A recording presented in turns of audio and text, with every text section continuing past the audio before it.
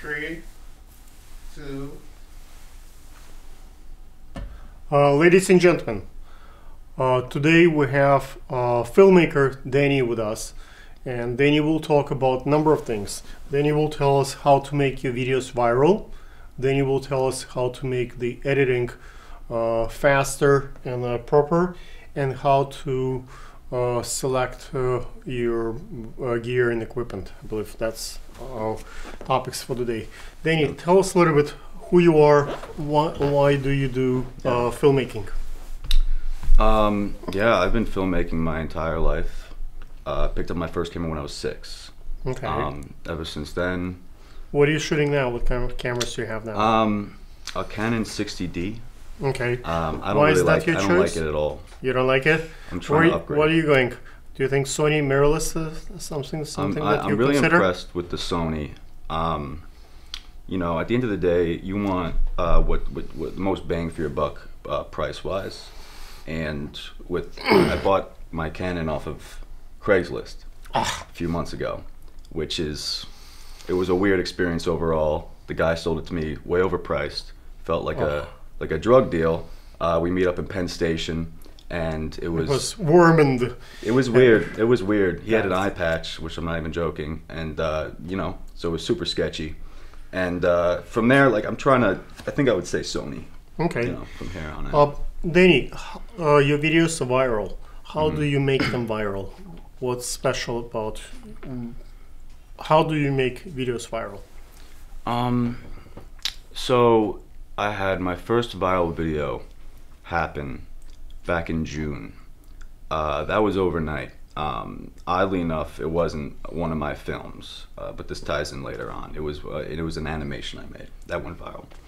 As that went viral and I had an audience kind of discovering who I was and latching on and following me, that's when they went back into my previous posts and saw what else I did, because they wanted more. Right. Through that one post going viral, they went in the backlot, if you will. But why that one video got you viral? What did you do special that you have not done before that this one became viral? Was it a lot of work? Was it like something special effects? Did you put particular metadata? Right. Did you have like naked models there? Controversial subjects? What did you do that it became viral? Did you talk about politics? You know, right. No naked models. I would say that what probably made it most appealing to most people is the vagueness of the theme of the video. So it applied politically. It was like a political cartoon, but I didn't state which side I was on. It kind of applied to everyone, either side you were on. Everyone can see themselves. Everyone could share it. I see. It was also, when you said, did I work hard on it?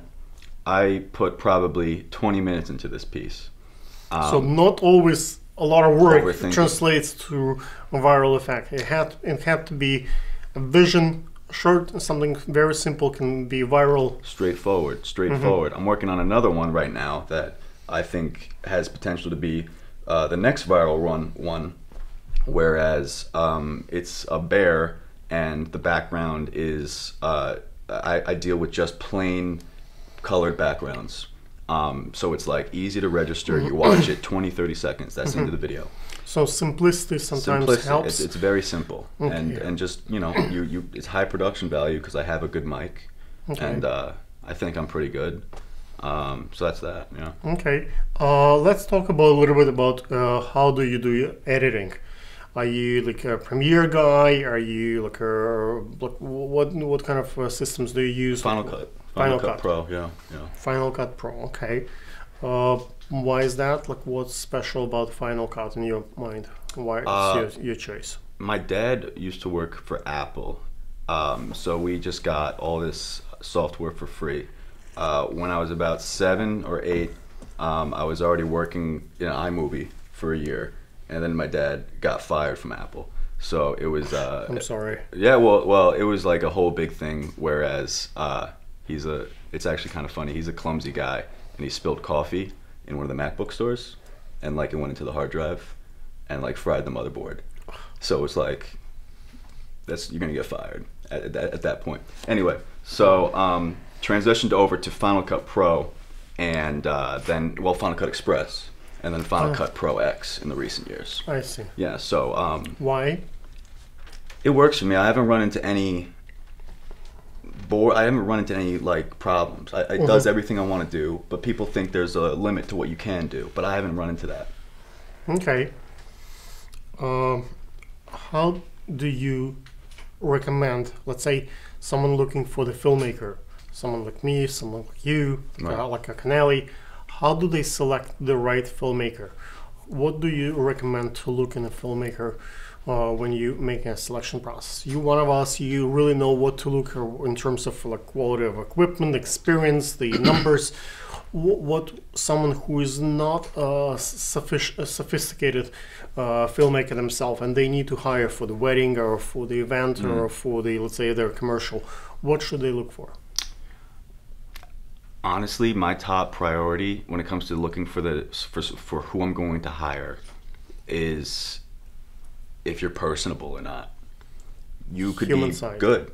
You could be good, but if you're a jerk, I mean, come on, like, and you're dealing with people all day long, and we're hopefully going to get more business. But some of the best guys are very difficult to work with. That's true. That's true. They really know what to do. They've been in the game for a long time. They get really, really fast offended, pissed off, and tired. Sure. So they have almost zero patience. Right.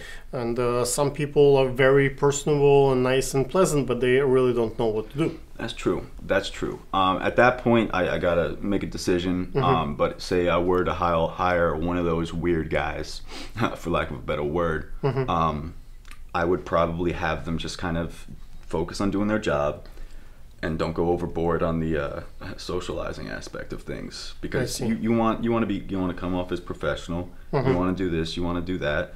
I was shooting my main. I shot a lot of weddings this past summer, and one of my cameramen kept hitting on the bridesmaids, and it's like, you can't be doing that, man. As much as like we all want to, these are like beautiful women. You can't do that. You're like, come on. That's like, jeopardized. You're jeopardizing not only more business, but you're just looking. It doesn't look right. It doesn't look well, right. he thought maybe his personal life is more important than extra tip. Let's say whatever you guys get paid, that's what you're gonna get paid. So the only thing that he was playing with is the extra tip, or maybe a couple of referrals that might not come because of that. Right. But he was also grossly older than all these women. So the whole deal was just. Yes, and that could be a lawsuit. At that point, you have to pull him aside and kind of, tell him to stop. Okay. Thank you so much, Danny, for coming. What's your social media? So on YouTube, it's youtube.com/DannyStudio. On Instagram and Facebook, I go under the alias Cool Man Coffee Dan, and there I primarily have my animation films going viral on those. Okay. So yeah. Thank you so much for coming. Much. Absolutely, thank you.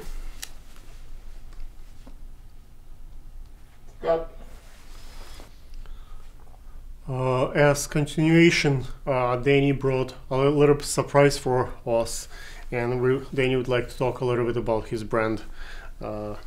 Thank you. Selling merch. It's a big debut for me after going viral. I'm feeling famous out of nowhere. Got recognized on the street. It's great. This is a bear shirt. That's my drawing of a bear.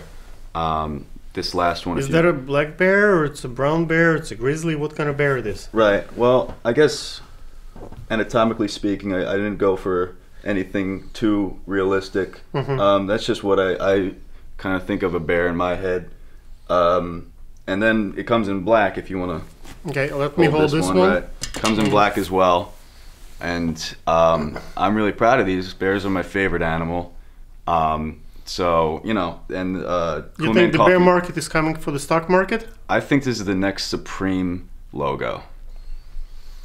I think you will be very famous with this bear, and the reason for that is the stock market is quite high now, and if things will go down, People Bears will go think up. bears will start coming in. That's it. Russia is so much in the news, so Russian bear will help you out. I think I'm coming in at a good time. Yeah, so With the bear. that bear might actually pick up some numbers. Absolutely. I couldn't have said it better myself. CoolManCoffeeDan.com. Pick up yours today.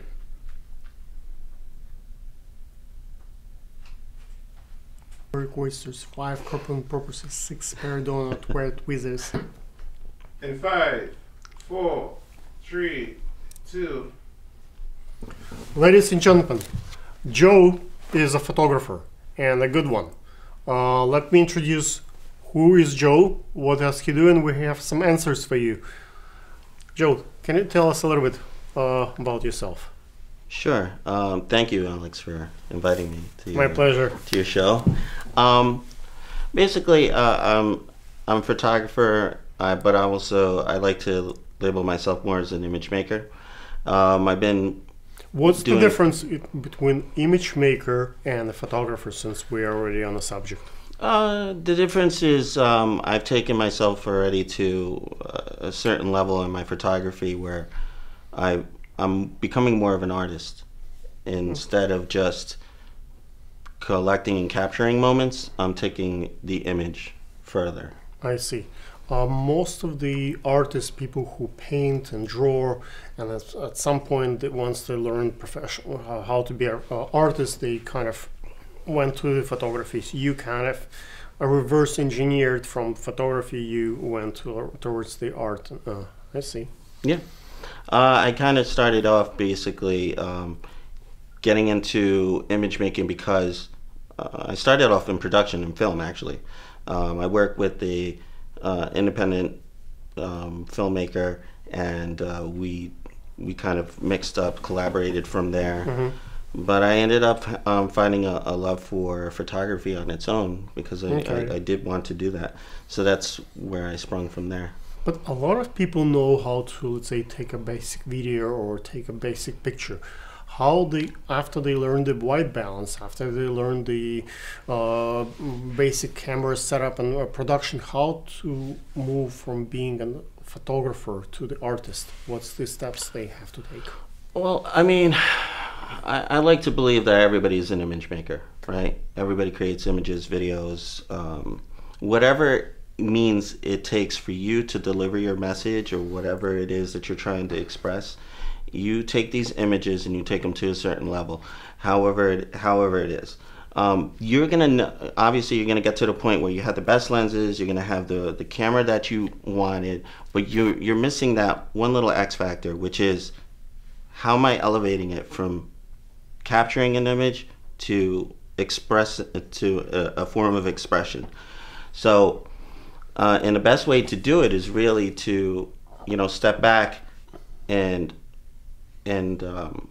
see why are you taking this image. That's where you start. Don't you ask your question in the first place? Which image should I take first before you asking why did I took it? Well, you need like a lot of people. Plan a lot first? of people don't even. They do plan. They take the image, but they don't. They don't review their images where to the point where they analyze it, critique themselves, and say, okay, well, I've taken it to this level. Where do I really want to go? Am I going to take it? Am I going to tell a story? Okay. Am I going to try evoke somebody's emotions through this image? And what do you do to evoke someone's emotions? Do you make it dramatic? Do you make it like a fairy tale style? Like you can take it wherever it is. See, it's always a personal thing when it comes to image making. So there's always a part of you that's going to come out of the image. Your thought process, your background, your upbringing, anything your specific experiences. that you can give an example or that could be done in order to make image artistic. Well, I mean, you definitely can use after editing tools like Photoshop to bring out something. But that's after. I'm talking about, let's say, when I'm taking an image. Let's say if I use my phone next to my lens, Right. I get a reflection and it becomes a little bit more artistic. Right. Or I use my hand or next to my lens and it will make it a little blurred and warm it up so the colors becomes off the focus and it gets a little bit more artistic look. So I have, let's say, a crystal ball that I put in front of the camera lens, and it turns. You have a bit of glare, and then it gives a I play with the lights in different positions. I have particular process what I do in order to make it artistic. Is there any advice that you have? Well, I mean, I would say definitely have your inspiration points. So, you know, you want to do a little bit of research on what it is, the look that you're trying to achieve, right? So if you, for example, let's say you like a fairy tale-esque looking type of images. I so take you want to like a big close-up garment and I throw it and I later on use it, or I use a little bakir later and add it so it's to cover, let's say, unpleasant part of the street, or enhance. Well, the image. you would do multiple images. You know, you could do multiple images. You could take, let's say, it's a gown and you want it to look bigger, larger than life. So then you would take a couple of shots where the dress is, but keep in mind you have to keep the subject in the same spot, and preferably try to mount your location so this way you're just tripod. So you mount down your shot. Once you solidify your shot after you tested it, shoot a couple of them, bursts. Usually somebody will throw up the different, maybe the exposure, gown. play with different exposure, Play with the lens. exposure, but don't change the frame, because once you change the frame, then in your post editing you'll have more difficulty trying to line everything up, and especially when it comes to blending in. Right, it's different from 360 degree when you doing a number of location shots and glue them together. Exactly. It has to stay in focus. Okay. Exactly. So it's compositing. It's basically what you're doing. You're compositing the image, so this way you'll have layers, and then you can simply take those layers, blend them in, erase, clone things out, and give it a little more epic, if you want to use that epic look. So you have like something up front, something foreground, further, and the background in the middle, you shoot separately. background. So then when you put them all together, you have everything pretty much in focus rather than blurred out. Okay. Yeah, it depends on people's style. Some people like shallow depth of field. I'm sure if you're familiar with photography, you should know that. Yeah, we're talking to sophisticated folks. They know what's depth of field. So you'll have that. Sometimes people want things all in focus. Some people are traditionalists. So it all depends on your style, and that's what it is. You just have to experiment. What do you think makes your images to be viral? Why some images viral? Why some images not? Is it the beauty of the subject? You have celebrities, bigger, like beautiful models from the agencies, or it's because of your artistic look at the image? I mean, it's a couple of different things. It could be the model. It could be this, the location that you're shooting. If there's something that's inspirational something about familiar, that. Or like something unusual. It has to be unusual where they want to go. Like, usually, you want you want something that is familiar to people, something that they can relate to. But then you can go off the wall. Sometimes you need to challenge people. So if I would go to the Brooklyn Bridge or like some Central Park, something that everybody recognize as the space where they spend every day coming and going, so something like that would makes it more viral? That's it. Well, you can take that. It depends on how you hashtag things too. Of course, more people use hashtagging on your images when you put them on like Instagram or wherever you put your images, preferably there. But I would see, like if I took a picture of the Brooklyn Bridge, right? I would try to take that image in a way that people never seen it before. So or just mess with people's heads. Like I would shoot it, post the image either upside down or change something, distort something about it, or add things into it. So this way, when you look at the image, you glance at it twice. You're like, wait a minute, what did I just look at? And you'll end up having a lot more interactiveness with that image, as opposed to just kind of like dismissing it. Okay, interesting. Because I think it might get more views, because I'm looking at this on two levels. On one level, I want, of course, the visibility. On Right. the other level, my images also are in sales. Right. So not only I want the views, but I want to have the actual sale out of it. Right. So in order to do that, if it's way too distorted, way different from what people want to own, they wouldn't pay the money. Like in my calendars or in my production, I Right. actually need to have, like, just because I have millions of views, that doesn't feed me. Right. But if I have, let's say, 100,000 sales, that's something. Well, I mean, it that's, depends on the purpose of what you're trying to do. If you're trying to sell a piece, let's say you just want to be able to sell a black and white image of the Brooklyn Bridge that people would be familiar with, and you shoot it in your every style. that's it. photographer, I don't think we have a photographer in New York City who don't have an image of Brooklyn Bridge.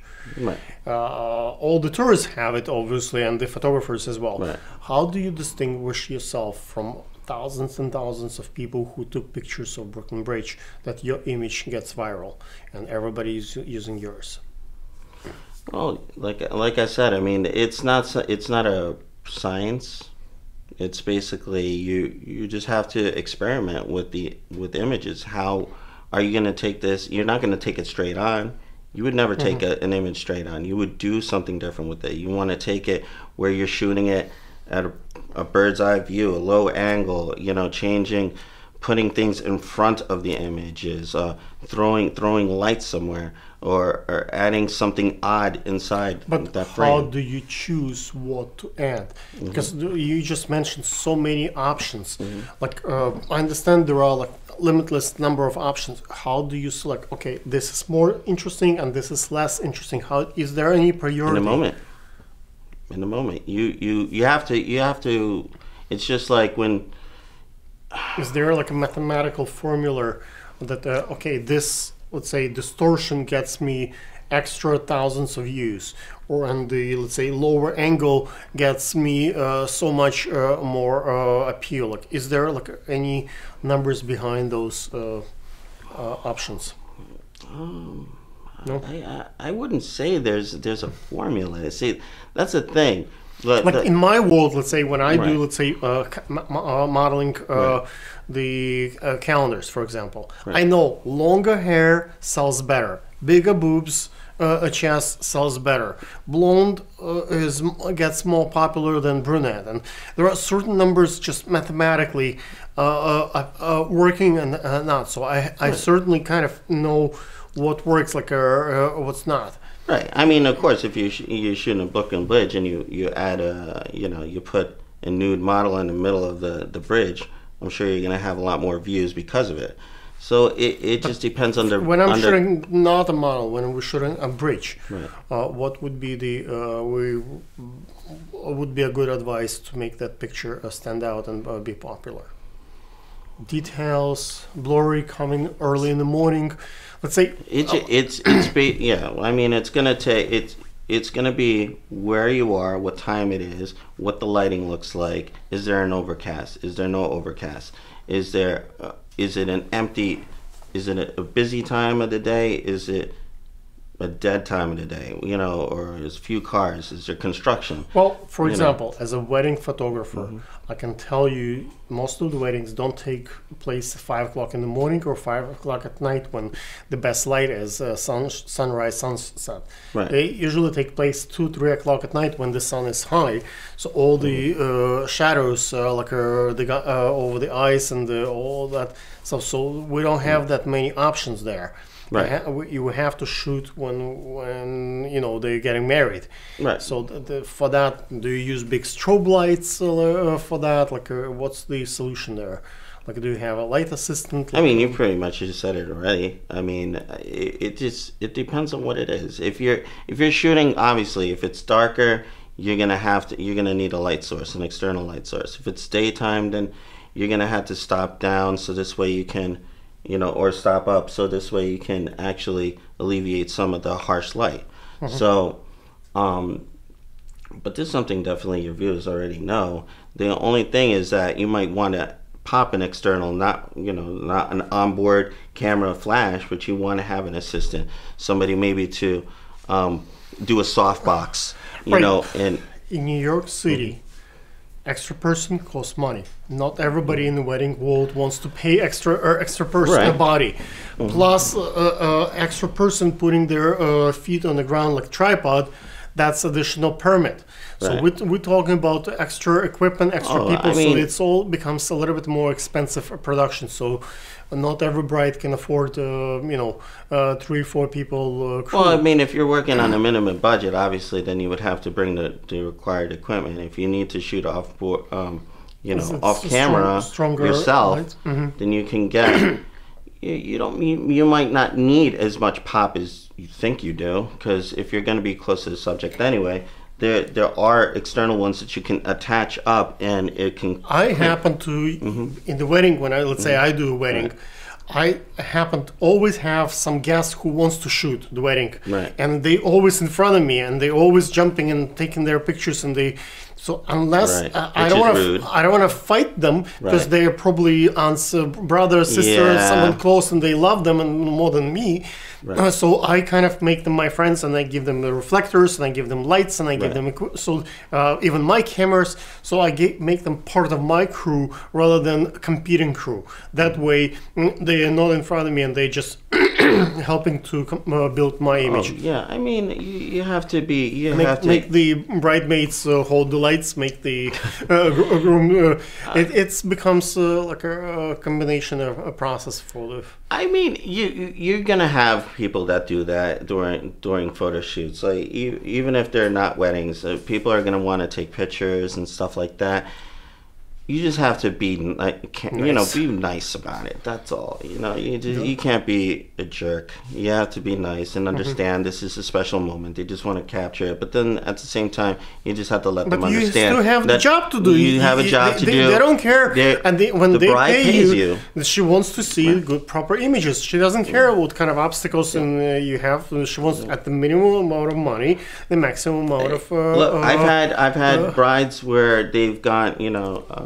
I gave them the signal. I was like, and the bride's like, "Mom, we got this. We got this. That's what I'm paying them for." And that's what ends up happening. And then they the mom backs up. So you get the bride on your side helping you out. Yeah, I mean, most of the time, like if I'm on location with the main photographer, what I end up doing is I try to become like a liaison. So I just I try to buffer, so make sure like, hey, okay, this is what we're gonna do, whatever, and we're gonna go here, and he's gonna try to he's changing things up. So there's always constant communication. So you're going explaining on. what's taking place, and that helps them to understand. Puts them at ease. Yeah. So this way, especially a bride doesn't want to think about anything. Right, she wants to enjoy her day. The last thing is she wants to make decisions. She makes decisions extra than she is already. She's making big decision on that day already. Yeah, so it's absolutely. Okay. It's at that point when it's weddings is a completely different monster. That's where they want you to direct. They want you to direct. If you miss the kiss, if you miss the point, like, you're not gonna make them marry again. You're not gonna throw the bouquet second time. Like, you have to get those moments right at that moment. Yeah, if you miss the moment, then they're gonna have a problem. So you have to know when to take your punches. So sometimes you're gonna have like, you know what, I need this shot. So I'm just gonna go and I'm gonna take the shot, and I might come off a little bit more aggressive on this, but at the end of the day, when they see the pictures, it's gonna be a different story. They're gonna be happy, as opposed to me being shy, backed up, and then I don't get any of the shots that I needed, and then they're gonna complain on the back end. So you need to you build your reputation, you build your credibility, and then during the wedding you actually spend that reputation, and you take that reputation online, and you tell them, no guys, we're gonna do this and this and this now.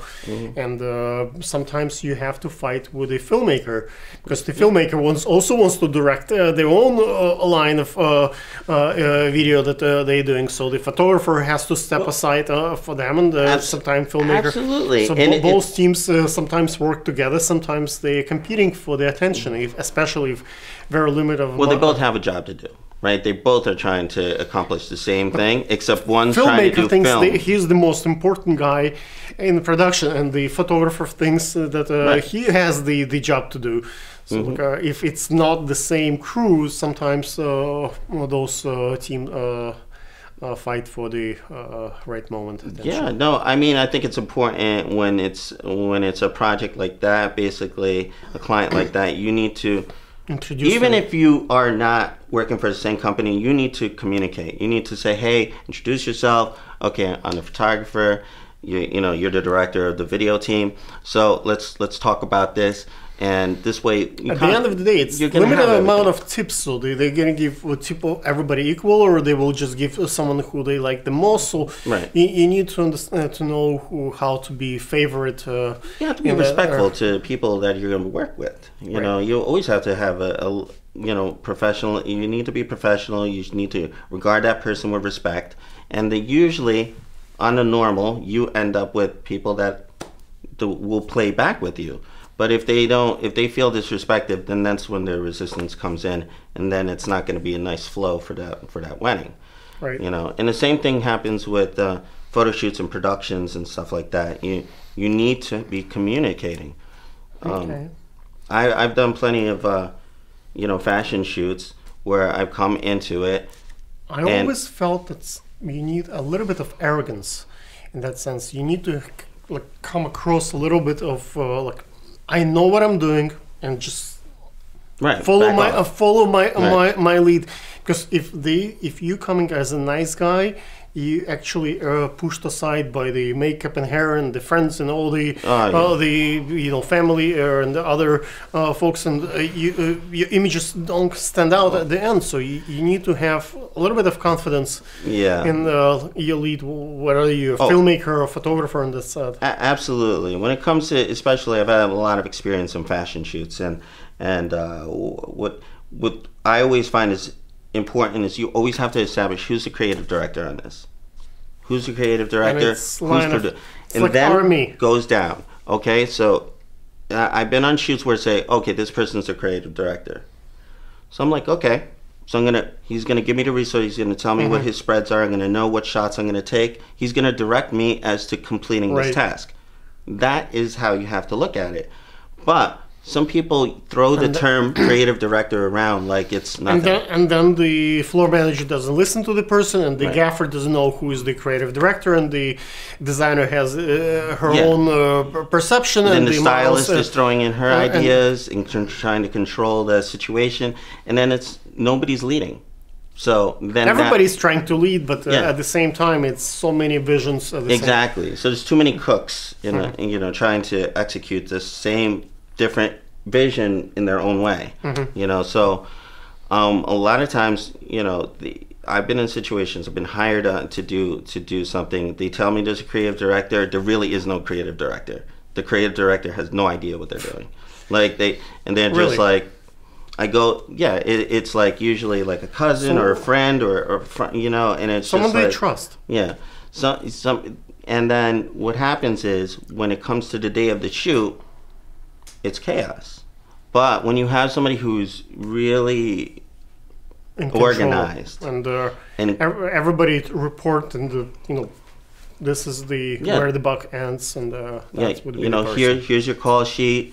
This is what models need to bring. This is what time you should need to be here. This is the here's the concept, the ideas. This is the mood board. These are the shots that I need. So that's it. Usually in production, there are many executive directors who spend the money, and there are many assistant producers who are assisting.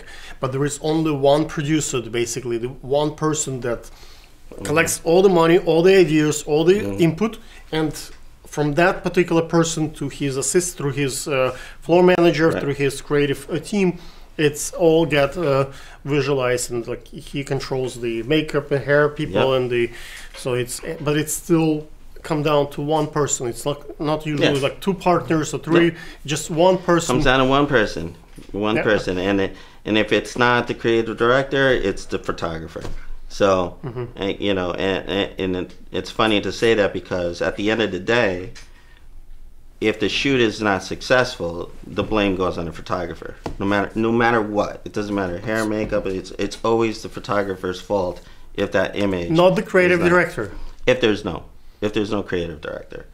But if there's, the photographer is just a tool that you put it there. You tell them like what's the look. Yeah, you're supposed to be able to just tell the photographer these are the shots, and he knows what to do in terms of lighting, in terms of what backgrounds he's going to need. He's going to have his assistant. He's going to to set up the stage, and then he's going to work with the models. The photographer knows maybe exposure, lights, and the photographer doesn't understand the garment. The photographer doesn't understand the idea behind the, let's say, if we're selling her the dress, so we're selling the story.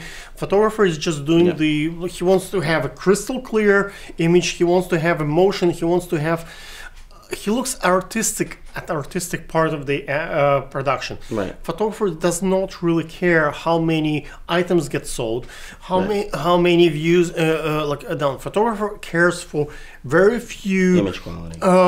Let's say critics, like 5 or 6 people who are really into art, who really know stuff, who will say, you did a great job. Right. He would care for, or she would care for those 5 people who are experts in the field, who will say that this is amazing image. Right. That's what the photographer agency interest, right? Right. And the person who pays for everything, for example, might care how many items get sold, how often it gets sold. He doesn't care for those 5 experts who will say it's amazing. It could be a crappy shot, but it sells like millions of copies. So there is and the creative director cares for the future of the brand, and they don't really care for that image particularly. They care if that image fits in the whole process of all 10,000 other shoots that took before that and it will take after that, if it fits in the brand philosophy and logic. So absolutely. So there is so many. Yeah, there's a division. There's always a division. Everybody has like their end goal. Like obviously the photographer definitely wants to impress those. The end goal should be the same for everybody. It's supposed to be the brand. If it's for a brand, it's the brand. Is it speaking for the company's name? Are we shooting the necessary images that are going to sell the product? The model does not really care for the end result of the product. She cares for her portfolio. She wants to care the way the best she looks. And even if she overpowered the product herself and people care for her, oh my God, she's so beautiful, but they don't care what she's wearing. They don't buy the dress. Right. That kills the shot. Right. I'd rather look at the, oh my God, that's an amazing dress. Even I can envision myself in that dress, and it will be much even better. Right. But they don't necessarily care. Like the creative director cares more for the what this image will do to the move the line and how many dresses get sold, rather than promoting this particular model. She get paid for that shot, so he's not necessarily cares for her interests in that. If you're speaking on commercially, commercial photography, then yes, of course. If the model is there, she's paid, she's supposed to wear the dress, be told, and take direction from the photographer. She cares how she looks, how she appears. If she doesn't like the lights, if she, let's say, lights coming from downstairs, down, and she looks vilified, and the hair light is not necessarily glamoring for her. I mean, if she's dealing with a professional crew, she should not have to worry about how she's being lit, right? She should be concerned with following direction. Okay. That's it. That's what a model does when she's on a commercial set. You follow directions. This is the dress that you wear. This is what we'd like you to convey. We want you to be fun, flirty, spring. Or we want you to be a little more mysterious, mystique. Give us a little more edge. We want you to be sexier in this one. We want you to jazz it up. Maybe be random. It depends. So it depends on the brand and what the director actually wants you to do. So that's what a model does. It's supposed to follow direction. Same thing with anybody on set, assistants, photographers, when it comes to commercial stuff. Of course, when you're doing something more, on the personal level, personal projects and stuff like that's when you guys can. The model has a little more liberty to experiment with. That's a totally different story. So, but at the end of the day, you want it. If it's a personal project, you want to promote the photographer or the model, then it's a different assignment. Yeah, that's a different goal. Ladies and gentlemen, hopefully we didn't get you tired. If you have more questions for Joe, please reach out.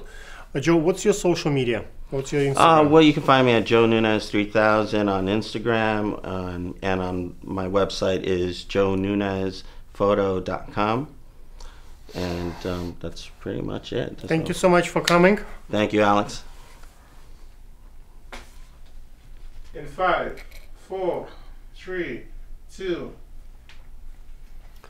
Ladies and gentlemen, we have Janara here, and Janara is a designer from Austria and Slovakia. Yes.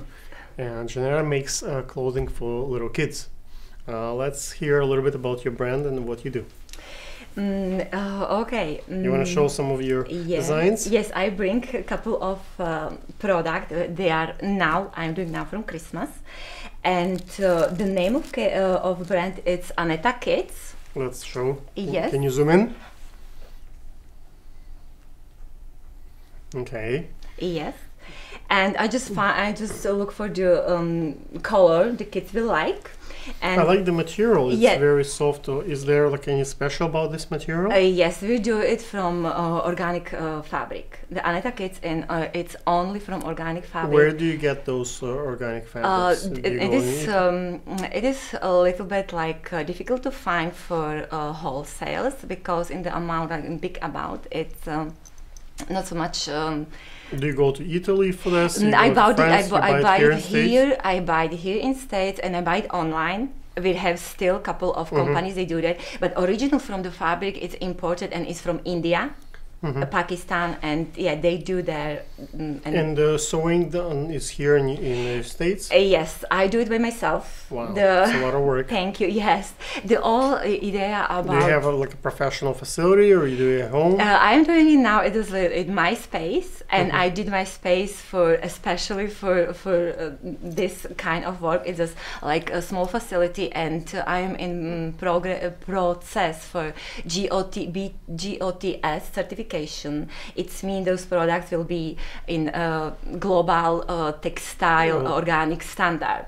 We will have a logo soon. It's still working on it. Okay. Yeah, and reason when I do. How many do you sell? Like, you sell one a year, one a day? Like, how big is the sales? A very good question, because now I sell between my friend. I have my store on Amazon. I get sales on Amazon. But what is interesting about Etsy? Do you do Etsy? Etsy I started with it, but somehow the reason when I sell on Amazon is because when I was looking for Amazon is all you need. Is basically yes. If your sales on Amazon, you can be in millions, and everybody else will follow it. So you don't need it. Nowadays, people think, oh, I need distribution in Walmart and Staples and all those big stores. All you need is one online presence, and all these stores will come to you. If you have numbers and sales, all the little retailers will give you a call and say, we want to carry the items. So Amazon is pretty much in control. Yeah, it is. It is exactly how you say. And how do you feel about the Amazon is hopefully putting their second headquarters in New York City? I don't know if you notice. Amazon is planning to build second headquarters. It's 50,000 new jobs, and New York is one of the cities that they're looking at. They're looking at so many other cities, and most of other like Jersey and other places offer them amazing incentives. Obviously, those people get paid, and it's 50,000 new jobs. It's a big deal for any city. But New York, I don't think we offer any incentive to Amazon. The New York thinks that we have infrastructure, we have the theaters, we have all this stuff. So we don't New York is the offer is the worst comparing to any other city. But if it will be still in New York, which I think it will take place here, I think it's just a tough phase that the city puts in for negotiations. But it might help actually your product. I would love it.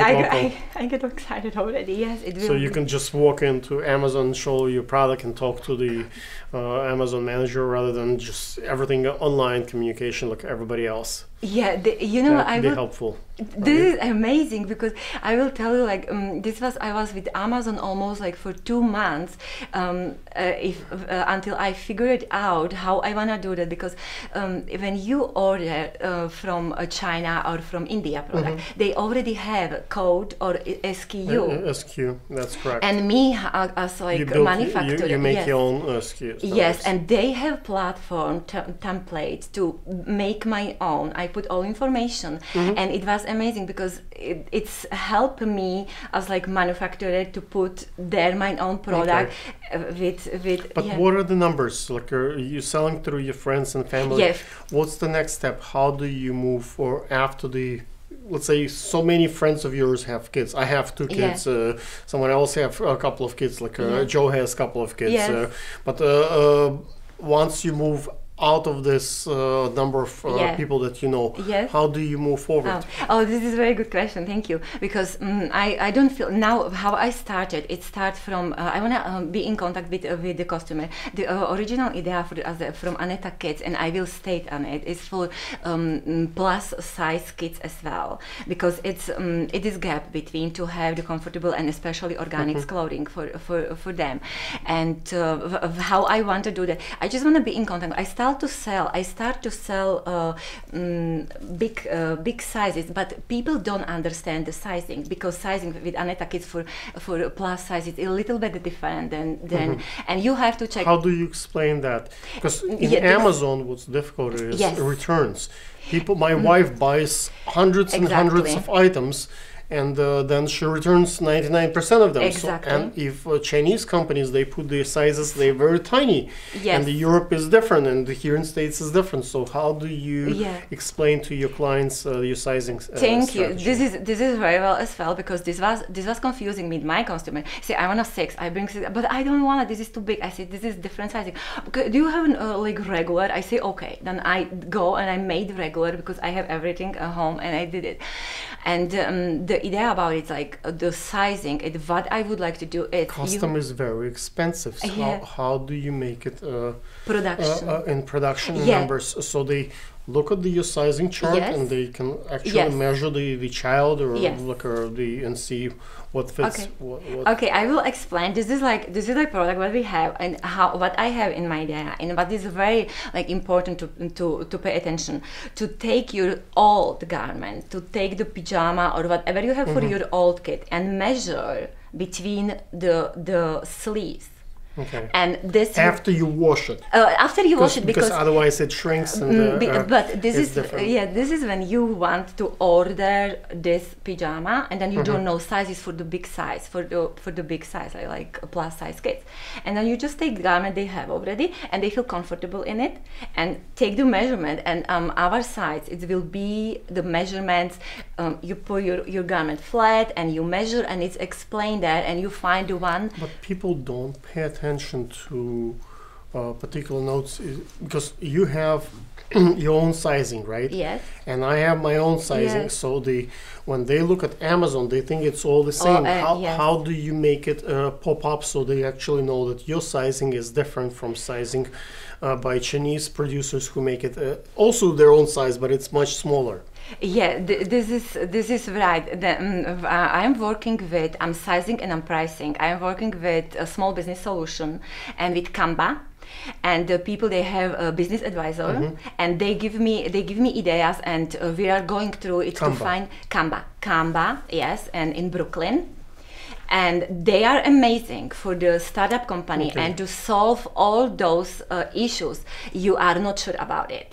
Now what we get, we'll start to do product, because the idea was like to get know between the customers, and because this is a company for kids clothing, we'll start for Christmas the regular sizes and baby package for babies. Then get the basic of customer. They know, the moms and parents, they know that Aneta Kids exist. And from their start, how do they know? What's your marketing strategy? Do you put this on kids that belongs to celebrities? Do you have your fashion shows? Do you have just shoot it take a picture of a kid, kids in studio? How do you make your brand known? Now I thank you to you Yes, I am here. I hope I will Okay, get. This is amazing. This was like, I have to tell you, this was like first when I see it, it is so amazing for the startup company to find a way like you do to practically to be in audience, to let people know, because it's very hard. It is very hard to get on social media with all those pictures and visualization that the other company or bigger company do. And then this is one side, and with thank you so much, Alex, I appreciate it. And then other things I do with, now we are working with Canva again, and I have my I have company, they like mentor, and they help me with the strategy to be internet, like online. And but problem, I will tell you, because I'm new in it, and it's very hard to find somebody who can advise you from the first step and the stage I am now. So someone who done it before, someone who is Yes. experienced, Yes. like mentoring and advising is yes. helping you. Okay, guys, good advice. Find a mentor.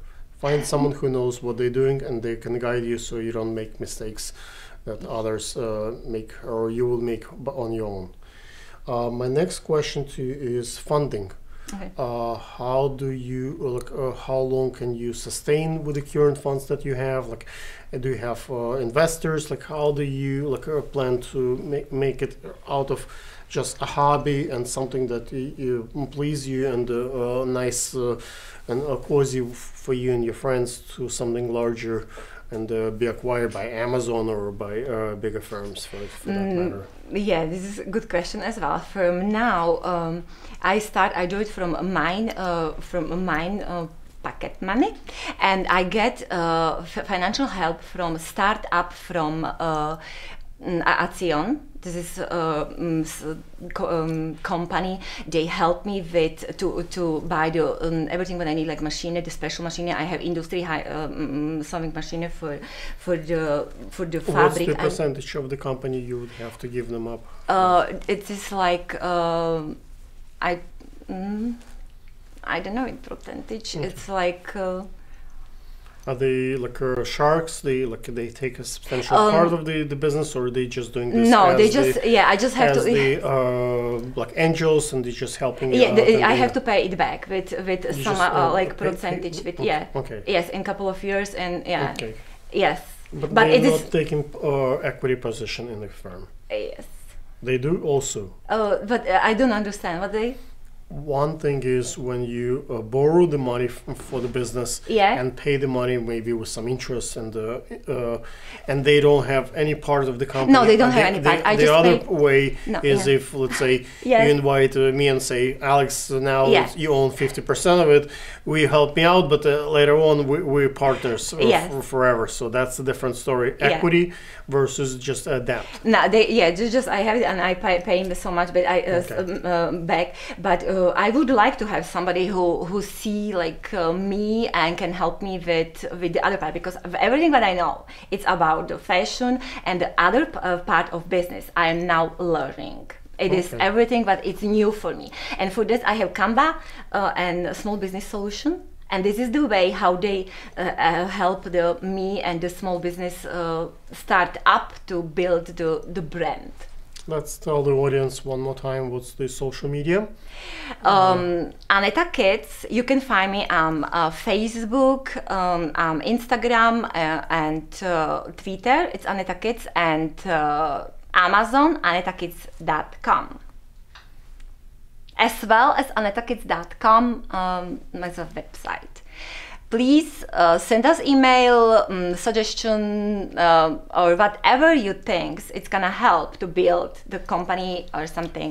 Perhaps you might need some families who want their kids to model, maybe in the plus size industry. A lot of kids who are a little bit of a beast and are shy to be in front of the camera, and that might help them to overcome the being bullied or shy in front of the camera, and modeling for a new company like this. It might help you, and it also might help the kids to overcome whatever shyness they might have. Yes, it will be nice. Yes. And we'll be, here at the space, we have certain rules. So the families have to go through the process. I don't know. I think I sent you the request. It basically the younger performer permit for New York State, and it requires the letter from the bank.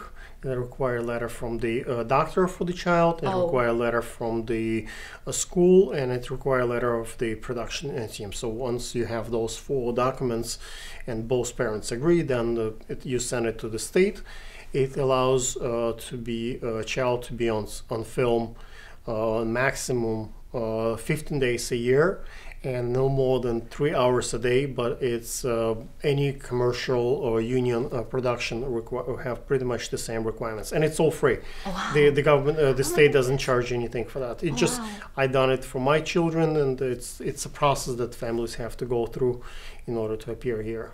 Oh wow! Thank you so much. If you hopefully you might come back next time, and if you bring some kids, every child has to go through that process. And we had a case here with Acanelli. Actually, we shot with the minors, and they showed the fire alert. Yeah. So they thought there is some kind of fire in the building. Yeah. And guess what? We had a child with the modeling agency representative, but not the parents. And what happened is the parent step out for a minute. The agent who brought the child left and didn't wait for the child. They was so afraid for their own life. But I guarantee you, if the parents will stay, the parent would not leave without a child.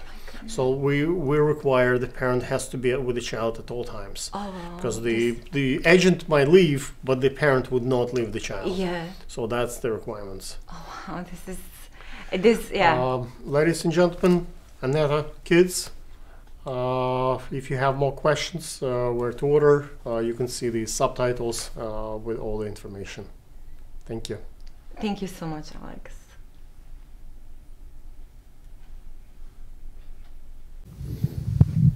Rolling. Ladies and gentlemen, we have Aneta kids fashion. Where's the kids fashion? We didn't bring it at this moment, but you just saw Aneta products on the other take. Can you a little bit elaborate on your business? What's the future for the Aneta kids? Yes, I like to tell my customer that Aneta Kids is about organic clothing, and organic clothing, it's made from fabric without use chemicals. Are you the only one who is using the organic clothing? No, there are so many people. Yes, many companies. But I decide to do that here, and I in Brooklyn, because I want to make sure the quality of it is the quality I like.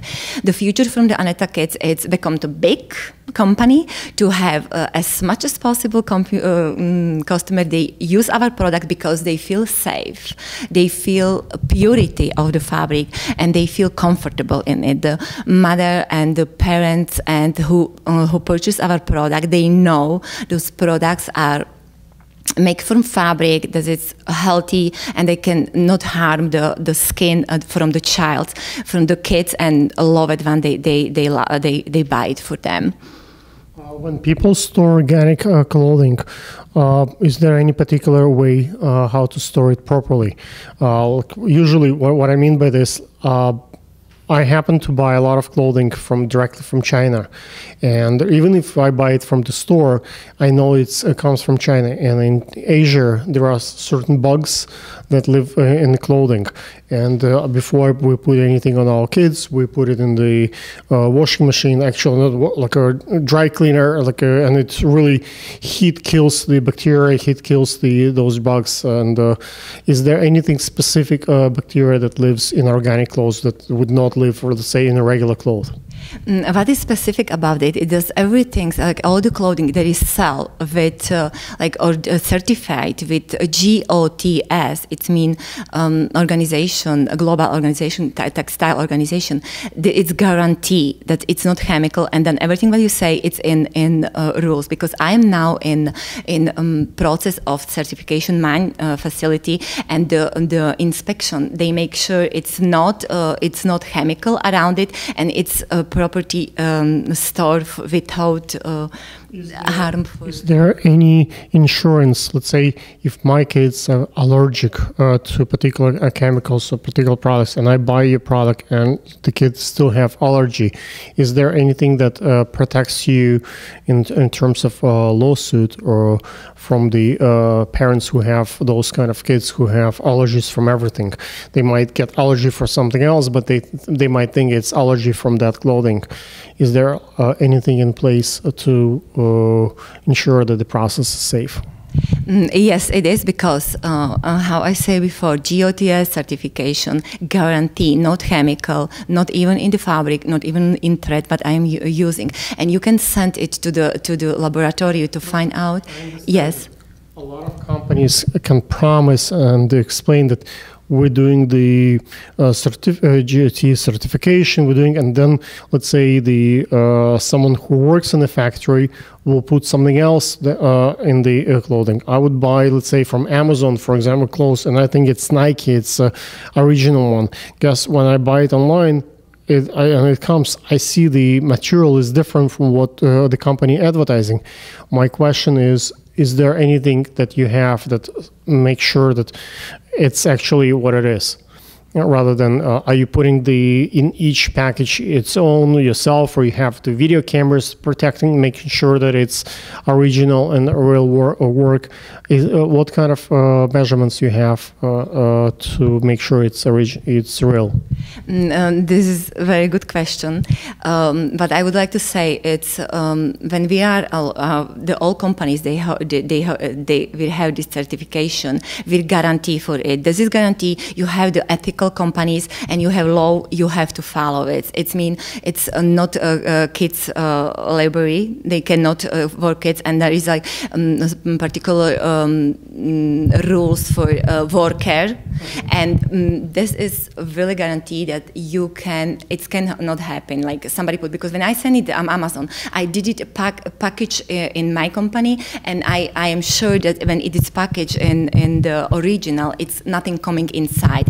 It's good when you get the product, you can wash it, because get a certain like process, and it's in hand from other people, like any other product. But the chemical and those harm, what can you even how you say can cause allergies or something, it's not inside in those products. Okay. Yes, you're very welcome.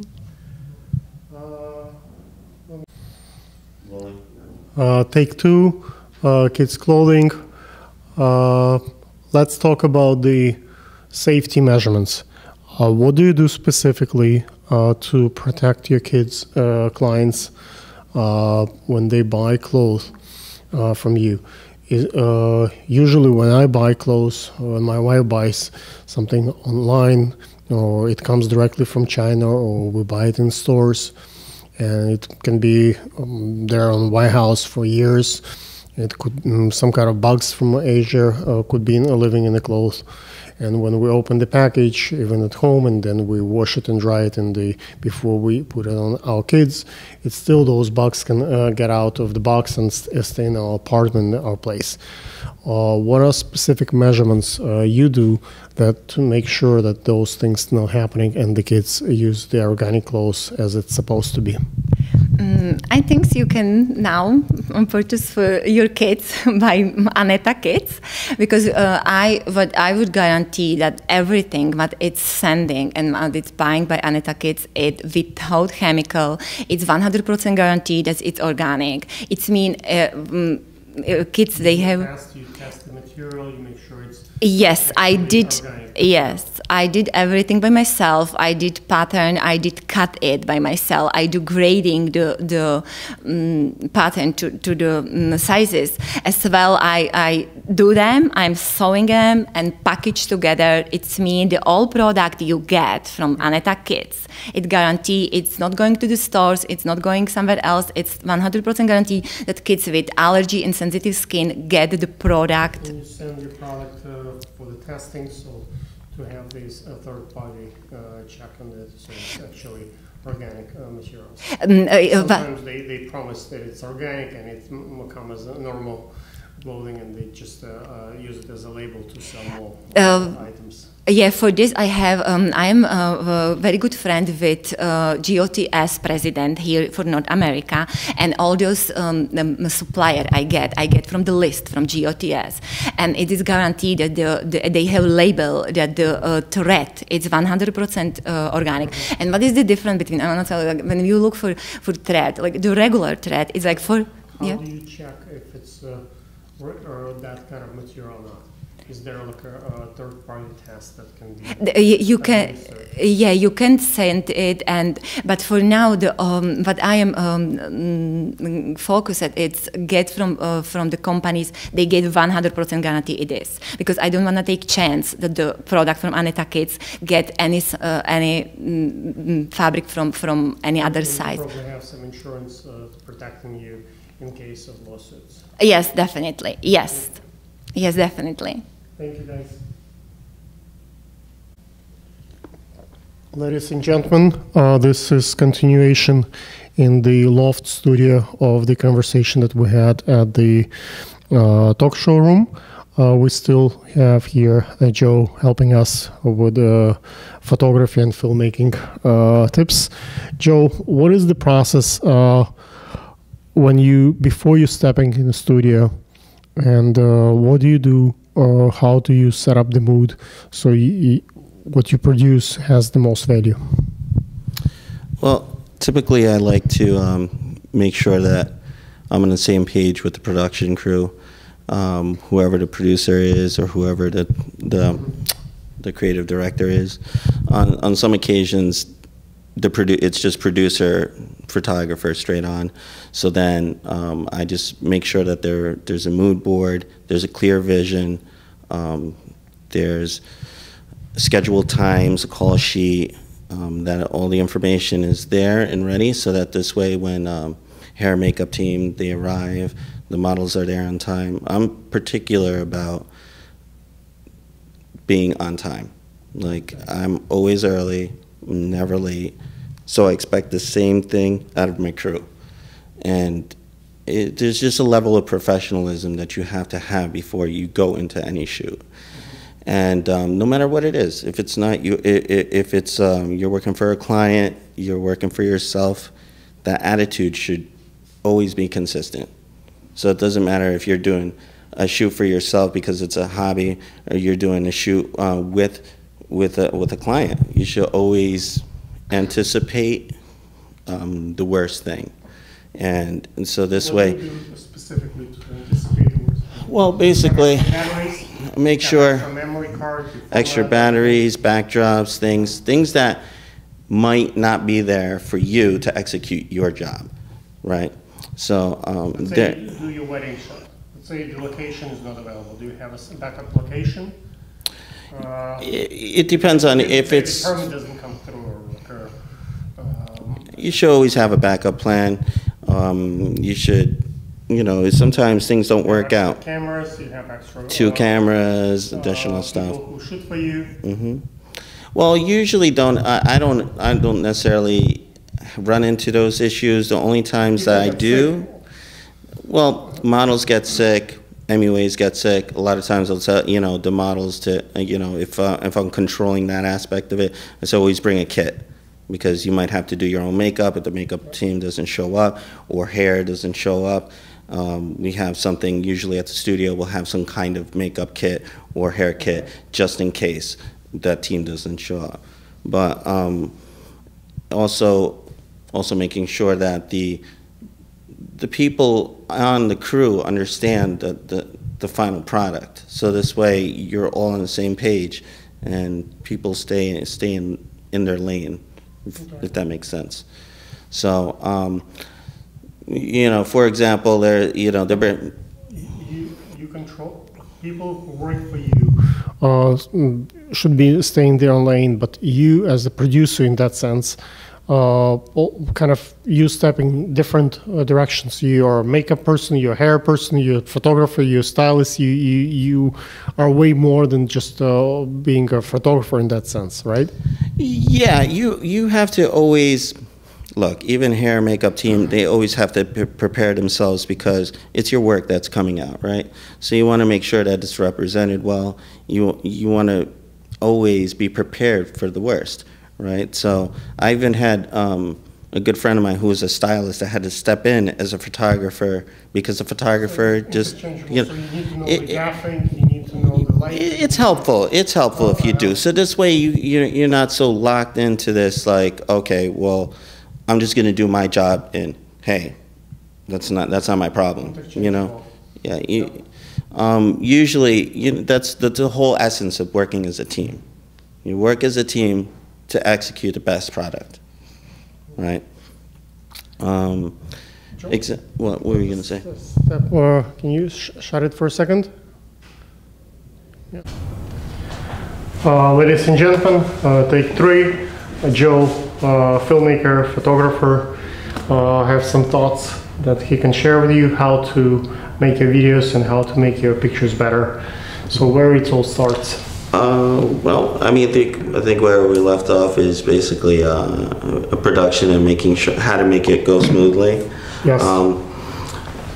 Just organization is really good, but once the organization, everything's working perfectly, right? Now your job comes in, you have to shoot, right? Now getting the models to work with you, that's a different story. Everybody always has their own methods. You know, what do you mean? You sleep with them? You give them candy? No. You pay them? That's the wrong way. But definitely don't do that. No, don't do that. But yeah, don't do that. Always know who it is that you're working with. It's great. Models and photographers need to already build a relationship from the start. So it's always good to build up that trust and be on the same page. When I say same page, meaning you both know what you guys are trying to achieve. Now, however you deliver it doesn't really matter to me, as long as that you're always providing respectful feedback to the model. And usually they feed off of your energy. So if you're tense, they're going to be tense. So you always have to find out what it is. You have to be comfortable and confident at all times. No matter what comes at you, you need to project that. Even when things are going bad, you need to make it look like it's going good, right? So, you know, sometimes you have to wheel them in because sometimes they could be not confident. Maybe they lack experience, but it's your job to bring it back. Or they're overconfident and they're taking it too far, so you got to bring them back. Okay. Like, look, okay, you know that it's not that kind of shoot. Let's bring it back here, and then that's how you do it. But you have to do it in a manner where they understand it. They don't feel disrespected. Because if they shut down, they walk in the middle of the set, you lose the first half of the day, you've been shooting and the girl left, what you can do, you finish your video, your production, so that doesn't look good. Yeah, and especially if like you don't want to build a reputation where you're hard to work with, you want to build a reputation where you're easy to work with, so this way people who hire you, they'll work with you again. Models that, you know, work with you, they actually spread good news about you. You know, so you don't want to build a bad reputation by, you know, coming off too much of a hard ass. Which I'm pretty tough on set, but you know, because I have a high standard when I come on set. Like things have to be a certain way because, you know, I need this. What are your I don't think I have that. I don't think my standards are that high. Everybody come on time, so that's everybody come on time. Come in with your equipment, MUAs. Like already have your concepts nailed down. Talk to introduce yourself. Nails, toenails. Right. Have to be done. Some girls think that they can come unprepared. That's a producer. That's a producer job. Producer needs to communicate all that down the line so that the models do know that information. Of course, models like professional models already know how to come properly to a shoot. But sometimes you never know where the models are coming from. So then sometimes they don't have that knowledge. So it's always good to have it there, even if it's assumed. You can't assume in production. You have to always have the same outline. What do you do in case, let's say, you do a makeup and the girl doesn't like it? No matter what you do, she's not happy with the makeup and hairstylist. Well, you have to think about it like this: is it for the model, or is it for the It's for the designer's happy, but the girl, if she doesn't like it, hey, look, she doesn't look good. She will not cooperate. What do you do? I mean, I've been on sets like that. You convince them? What we do is at least what I do is I always shoot what the client wants. I shoot what the client wants, and I talk to the model like, look, I get it. We got to shoot it because this is what the client wants. You're getting paid. I'm getting paid. This is what she wants. Let's get it done. Do it, and then I can suggest. I can talk to it. Oh, let's try a different look. But that would be a compromise, which means that it's not going to be best of the best. The girl would not give her best. Look, I try to do, for example, I ask them first to come hair and makeup ready as they like it, right? And I give them first take to shoot the way they feel comfortable. Once I get it done, then I can ask them to have a second look the way I like it, and because they already have it's done in their first look. They kind of feel that it's okay. I might have a choice between two looks, right? So that way, she already gave it the way she likes it, and the second time she will just do the way I like it. Well, I mean, I only see that situation coming about is if you're doing a collaboration and something between you guys, because you guys are working together and you both want to be happy. We're talking about the money part. It's the end result for me. But who's paying for it? The designer, the production team. Right. So if the designer says, "I want this girl to have purple lines on her face," then that's what I have to shoot. That's what she asked for. If I shoot anything aside from that, if I don't shoot that, then I'm liable. I'm not saying don't shoot what designer require. Right. I'm saying that one of the tricks that it's just a suggestion there, but it's been working for me in the past. I would ask, if the talent wants particular look, I think I look better from the left side, or I don't look in the purple line over my, I want it green. Say, okay, let's do it your way. I let them do, if it doesn't take a full day of production, even 10 minutes. I mean, if it's a shot, here's my thing about compromise, right? Once you start with a little compromise, they keep pushing it. So it's better to not even give it. Just say, look, this is where we're gonna shoot, and if I can talk to whoever, if it's a designer or for the producer, and I'll tell them, not because the model told me, just because I have a second suggestion. I took what they wanted. Okay, we have time. We're on time, and if we can shoot it, we'll shoot it. Because a lot of times that's what happens. We do a collaboration, your idea, my idea, and the next thing happens you have. On many shoots when the first couple of shots that I would do early in the morning and the last couple of shots right before we close are the best actually shots. All day long we shoot and keep shooting and plan and work, and all of a sudden the last few seconds are the best. So the first shot that we get before they get ready in the mood, it's the best. Yeah. Everything else is not going into production. I mean, it depends on what it is. If you're stretching out the shoot too long, of course, any model will get exhausted and they don't have the same fire that they had before. Right. But if you are aware, I always keep my frames short. I know I'm going for my mids, I'm going for fulls, I'm going for tight shots. I know already in my head, I'm so used to it, the shots that I need to get. So if I bang those out really quick and I'm communicating with the model quickly, then I can do the series and still have, it's about keeping the energy and compressing that time. So yeah, to your point, best shots in the beginning, best shots in the end. But if you can squeeze it in, happen. It's not always the case. It's, if you can squeeze in that time, this is just theoretical, but this is how I work. But if you can squeeze that time down, you'll have her energy strong, high already in the first couple of shots and strong at the back end. Then you can say, okay, step away, go, get changed, do a different look. Okay, you know, next else, final comes in. Let's say, what are the other best practices? Best practices for photographers. Control. Yes.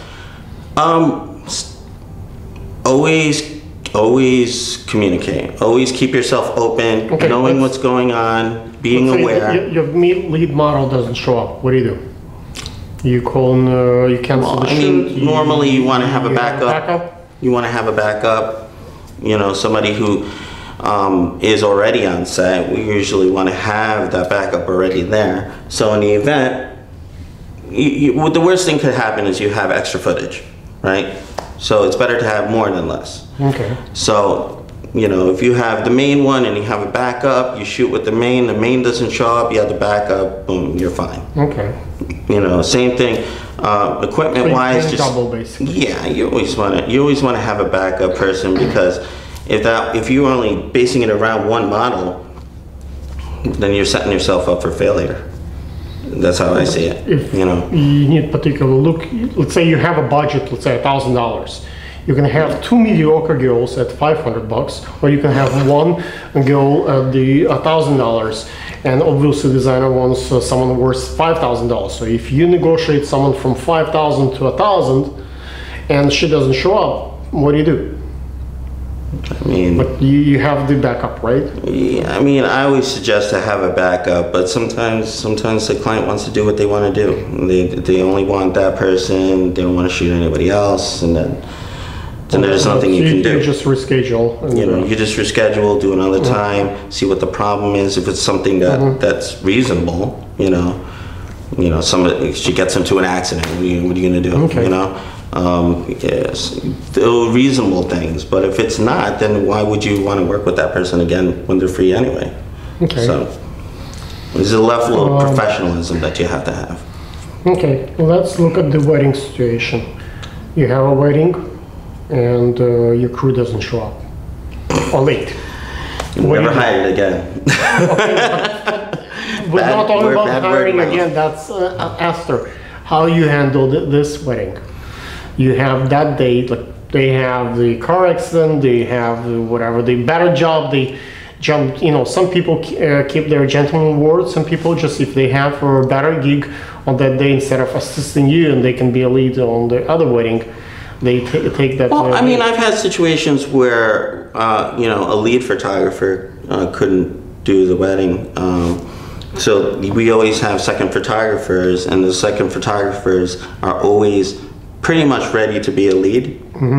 So in that opportunity, and always have a backup for the second. So then the backup for the second will stack up for second will move up to first. I see.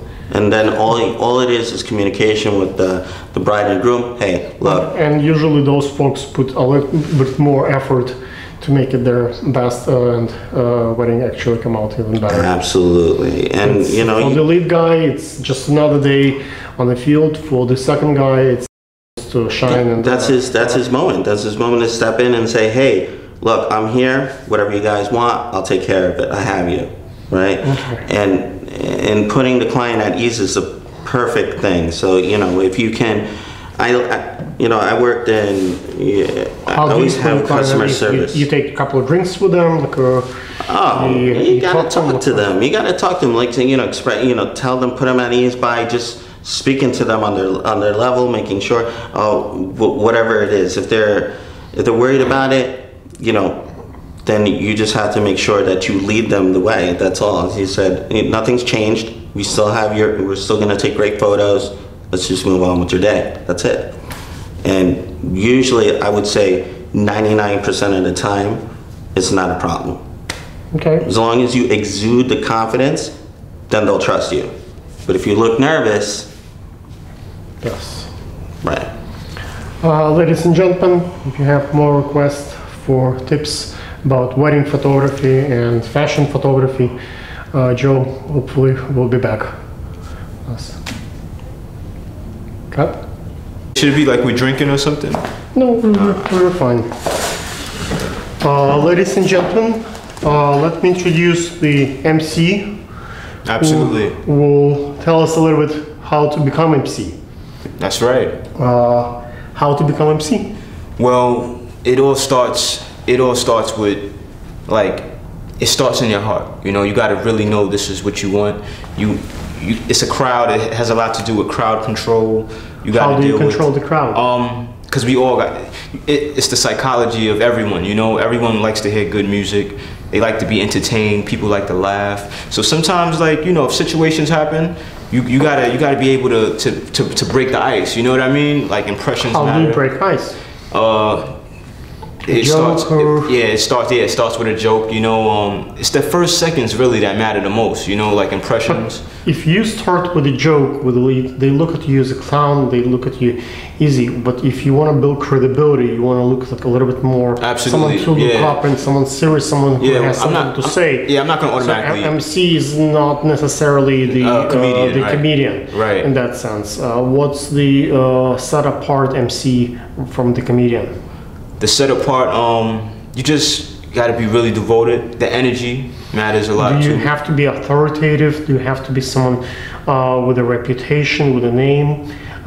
Is it comes like because someone recommend you or someone That matters too, like- bring you to the, like, before you walk on that stage, someone would announce you and promote you, like, kind of mention some of your pedigree Right. and your accomplishments, so your name kind of builds up the audience. Yeah, that matters a lot as well. You know, like, energy matters. The people that you meet as well. That, like, I may not know you, and then a friend of mine may tell me about you, and you know, the friend of mine, you know, how good is your relationship with him, and how much, you know, that it all boils down to going out and networking and staying connected. You know, being familiar with people. The more familiar you get, the more familiar your face is, the more people they want to figure out, like, who are you? You know what I mean?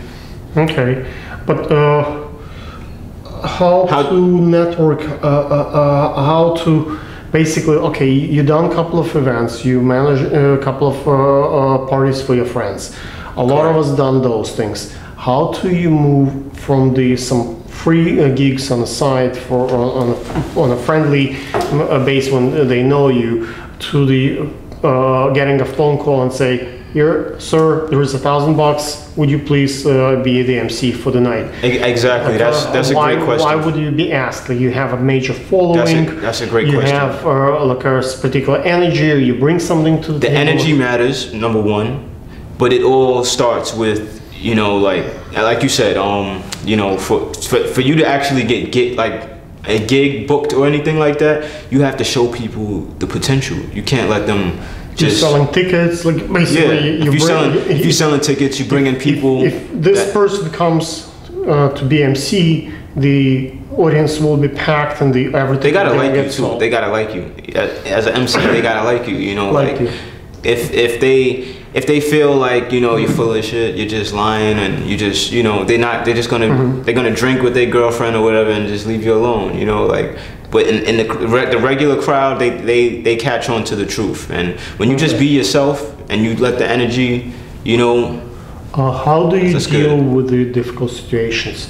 Lights can go off, DJ doesn't come, music stops, there are like you walk and you fall off the stage. There are all kind of things taking place. How do you prepare for those? When things like that happen, I mean, it's natural, you know, like, I can't say, like, most artists that, you know, get on stage and do things like that, they experienced it before. Either the DJ done stopped the track, or the lights done went out, the band done, one of them done messed, you know. It's always a situation like that. But situations like that, you know, you can't be discouraged, and because that moment, it could get really you could get a lot of pressure on you at that moment. But how do you prepare for those? Do you practice? Of course. If the lights will go off, I have a joke, this, and this. Exactly, it got to be expected. If I fall off, or I say, oops, I broke my leg, or I say, it got to be. You have the joke for every occasion, or you have like a routine, or. Oh no, it's not staged at all. Like, I mean, if it goes out, I may make a joke about it going out, you know, and let's stay optimistic. I don't want to be a clown like you said earlier, but I'll let them know I'm serious, but at the same time, like, I'll entertain them, because that's what they came here for, to be entertained. Is there like a different types of MC, let's say for service events like gala or charity events, or if it's like a party, a birthday party, is there different ways of running the show? Yes, there is. Because a wedding guy would be probably different from the funeral guy. Yeah, exactly. It really matters. It really matters. Girl, for that matter. Yeah, girl, guy. You know, it really matters who the person is. You know, you got to really know who. Do you think the industry is still kind of very much male driven, or it's like, because I see lots of pageants, they would have a male MC and a female MC, like two hosts. Yeah, it's really diverse, but I still always kind of find it has to be one person who controls the stage. Like, is that always like still mostly a guy, or it's becoming more like a girly stuff? Because the girls are pretty to look at. They are. They're nice. I mean, if they're so pretty, people just listen to them, and if the voice is pleasant and stuff, so it's much difficult for a guy like you to compete with someone who is gorgeous and beautiful. Right. Unless the audience full of gay guys and. Nah. Well, I mean, it's been situations like in the past where I've been to events, I've hosted events with females hosted together, you know, like, I mean, not all events will be like that. Who takes over the conversation? Who controls the most language? Of course, the female, of course, because she's bringing all the intention in, you know, like that's one thing that I can say, you know, females are like the main attraction of the crowd. That's one thing that, through my experience, I learned that. Do you think it's chauvinistic, or like to say in terms of like objectifying the woman? The girl, okay, because she has beautiful chest, she barely dressed on stage, and everybody looking at her, but she's more like as object rather than a chess piece. Exactly, rather than the substance. And some girls would take it as offense, and they would look, okay, I'm a girl, just because I'm in a female body doesn't mean that I have a good joke to say, or I have you know, a good message and to share with the world. Yeah, that's right. I mean, everybody has feelings, you know, like, it's about how we perceive it, you know, like, I mean, there's females that love to get on stage and just do all that craziness, you know, and I'm, you know, and I vote for them, you know, I vote for them and all of that. But if it's a situation like that, nah, I haven't been to much. That's really uncommon to. Well, no, I can't. Let me pause that. It's not uncommon, because it does happen, you know. Like, let's not like ignore the fact that this happens, that people get used in this industry, you know. Okay. But, you know, it's all learning experiences at the end of the day, you know? Okay, let's look at the other aspect of the being MC. How to engage the audience initially. You start on stage, it's total silence, they have no idea of the temperament of the voice you have, who you are, they seeing you for the first time. Right. How do you engage the audience on the first moment, the first couple of seconds that are so critical that they make their own opinion about you, whether they will laugh at your jokes or they will just ignore you and go about their day? That's exactly. That's you're gonna be a part of their joke, and they will laugh I'll be the joke at you rather than laugh with you. Yeah, laughed at instead of laughed with. Right. I'm totally aware that situations like that happen. I mean, you play the tough guy. You say you fired. Nah. And someone, you know, get out of my room, and you get a couple of people out, and they're afraid of, oh, I'm gonna lose my seat if that guy, if I'm. I seen that with movie with that guy. I seen that movie happen before a lot of times, man. But it's all about, like you said, when you first get there, the first seconds mean a lot. You know, like how the energy. Because when you walk in there, there's guaranteed that there's people in there that's negative, that's just not gonna like you. Do you change the style during the process? Let's say, yes. When I start and I see that I'm not really connecting, and I'm trying particular genre look, and if it's not working, I change the tone to something else.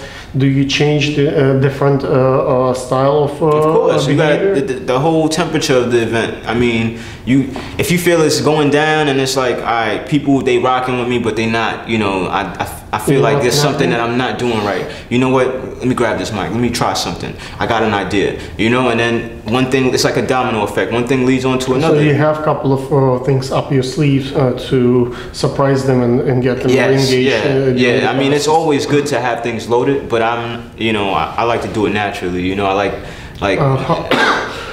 How do you prepare for the MC job? Like, how do you get ready?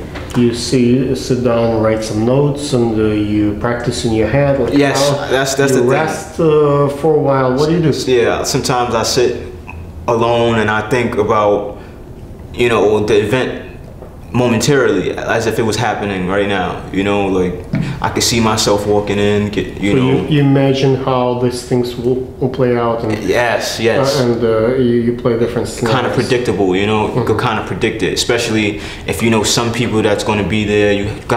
It's an idea thing. Do you like try to eliminate or emulate?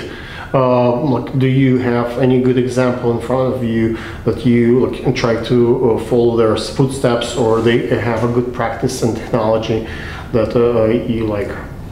Wow, I mean, that's like, are you saying musically? Doesn't matter. MC is MC. Like, yes, whether it's right, music and not music, just someone who hosts the event and someone who just, you know, being on stage and talk. Like, do you have people who look, oh, that guy knows how to control, like Jimmy Campbell? You get that guy on the stage and he knows how to play the audience and how to get them connected. Or I don't know, like Stephen Colbert is the MC that I like to see. That, who can do it. Well, man, I know so many friends, you know, and they're good, you know. Mm-hmm. I have this one friend. His name is Dave Temple. You know, he does a lot of hosting. He MCs as well. You know, I've watched him a few of his things. That's how I actually met him one day. We was at a TV taping or whatnot, and I just seen him. You know, it was a lot of wrong things happening, like you said, the lights going out, and you know, situations where it was awkward, creating awkwardness. He would not lose his cool. He was so, you know, and I admired that. He kind of used everything to his advantage, probably. Everything. He just knew how to. People was yelling things out, and he was going back, and it was an entertaining experience. All people want, you know. They may go there to you know, you may think they go there to watch the show. It's at the end of the day, it's a show. You gotta watch. You gotta be entertained, you know. I think if the MC is good, energy means a lot. Builds up the audience. The drinks up. They buy more drinks. Yes. So the venue are happy. And they like better the performance of the like if it's a band or something. So it's back to what I said, the psychology of the performers, and they order more and they call their friends. This is a full event. They're gonna talk. They're gonna post pictures. So the pictures. So the MC really makes the difference if the event if it's sold or not. Like the MC. Because if you think about it, like later on in the event, probably like an hour and a half before it's time to walk out. That's when all the drinks are sitting in, you know? Everybody's nice, everybody's with their girl or with their boyfriend, and they're having a good time. If they drink a lot of, you know, many drinks, they like the show. That's what I'm saying, they're having a great time. But if they don't order enough drinks, you know, it's unfair. How great is the order? Situations, they still sit like this. And, I mean, when situations like that happen, listen, I've been in situations like that in the past. You cannot force them. You say, guys, from the stage, buy more drinks. Yeah. Just by telling them buying it, it doesn't mean that they will call the girl and just order it. That's right. It's not working that it does. that direction. I seen people try that and it didn't work. You know, so I know not to do that. I'm a guy. If you tell someone to buy drinks, okay, I'll listen, but it doesn't make. You need a female on stage saying that. That's different now, you know, because. So if a girl tells you on stage that buy more drinks, you will just listen to her. If she says, well, you don't have to say buy more. At least something like, you know, mention something regarding the area of the bar, like, you know, tip the bartender or shout out to I see you over there. That's gonna bring a whole bunch of eyes to look over there, you know. And you know, some people may want another just drink. Keep or some reminding people, the jokes about drinks and subliminal reminders, right? being alcohol. Those jokes, keep in mind that within. And I'm a cool MC. I'm the type, like, if I had a bottle, you know, I'll share with people. You know, like, yo, go get a cup, pour a little something here or there, or I could just go buy, you know, help out as well. You know, it's about people. Those things matter to people because they go home and they remember that. You know, I see. They go home and they remember that, and then they think twice. They won't think twice when they come back because they'll know, like, you know, the love is really there. It's not fake. It's more like an intimate space type of thing. And they're gonna post about it, take pictures, the whole nine, because it's all about a fun experience. Is there anything specific you do on the Instagram to get the audience follow you? Let me tell you, on the Instagram, I go out different places. I have a lot of friends of networking. You know, I've been networking for years. But the main thing on Instagram, what I do is I shout people out. You know, people that I've connected with, that I've networked with. Like, for an example, I meet you at an event. We have a conversation, a cool conversation. We drinking, talking about my career, your career, and we plan on doing something in the future, the whole nine.